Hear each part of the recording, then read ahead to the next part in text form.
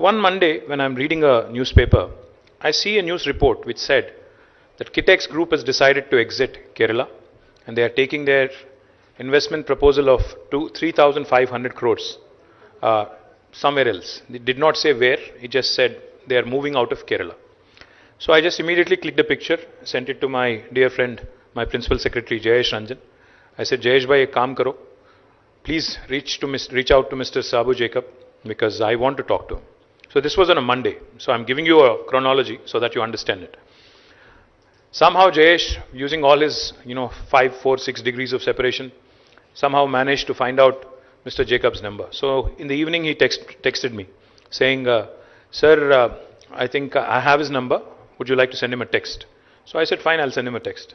Then I sent Mr. Jacob a text message saying, sir, I'm K.T. Rama Rao. I'm the Minister for Industry, Government of Telangana. I would like to speak to you.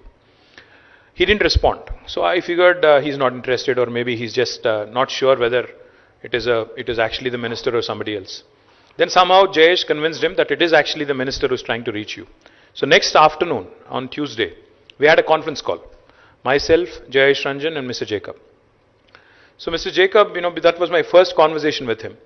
So when I was explaining to him all the wonderful things about Telangana, I was basically telling him about the ease of doing business, the mental peace that you would have in Telangana, no harakiri in terms of bureaucracy. The government is easy to deal with, very progressive policies, our textile and apparel policy, and how we are very interested in generating employment, etc., etc.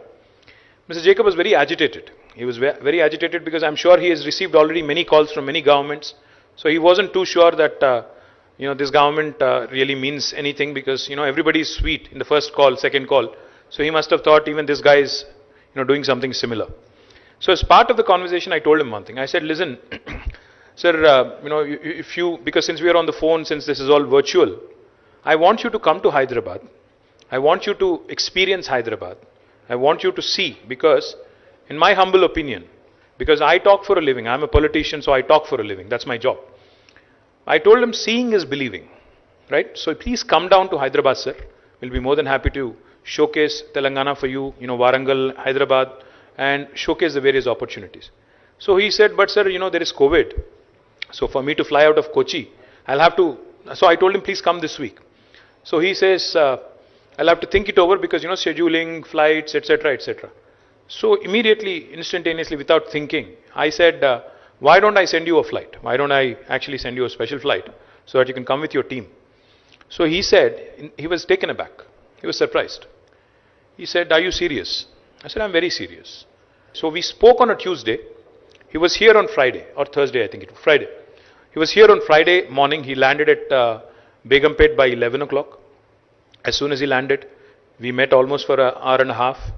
And then we actually had lunch together. Then he flew out to Warangal and he saw the location. He came back in the evening, landed in Begumpet again and came straight to me. He said, sir, when I came in today to Telangana, when I flew in today to Telangana, I did not make up my mind. I did not think that I would actually announce. But today, after seeing your officers, yourself, your state, and the way you have received me, because I believe personally that it's not just about investment, it's about respect, trust. It's more about, the value that I add and the value that I bring to the table and how I am received in a specific state. So I am very impressed. He said, while I may not be able to commit to the entire amount, because of your gesture, because of your government's willingness, today I am going to announce 1,000 crores of investment and 4,000 employment that I will create in Warangal is what he told me. This was, I think, a month and a half ago. June it was, June. In fact, funny thing is, he announced 1,000 crores of investment. And next morning he went to, Rangareddy district, Chandanvelli and Sitarampur. He liked it so much. He said, Warangal of course I liked, but I like the second location also. And I would want to invest more here. So I'm happy to share with you today what started as a very, very interesting conversation on the phone. Today has translated into 2,400 crores of investment in the state of Telangana in 2 locations. And most important is it is going to create direct employment to 22,000 Telangana locals. And out of which again, 85 to 90% would be our women employees in this sector. Equally important is the direct employment is 22,000. The indirect employment they would be creating is almost 18,000.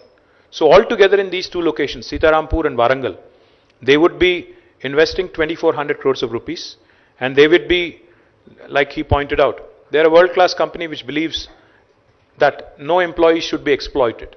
So they will do everything that they can to take care of their employees, provident fund, insurance. In fact, he talked about food security, which is going beyond the brief. All of these things they are already doing in Cochin in their factory. A lot of my Malayali friends are joking.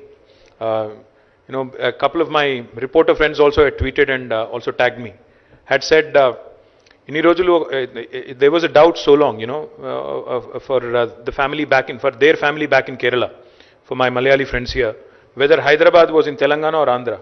But after Kitek's story, now everybody knows the name Telangana in Kerala.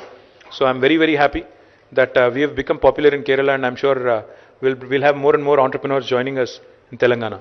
So thank you very much.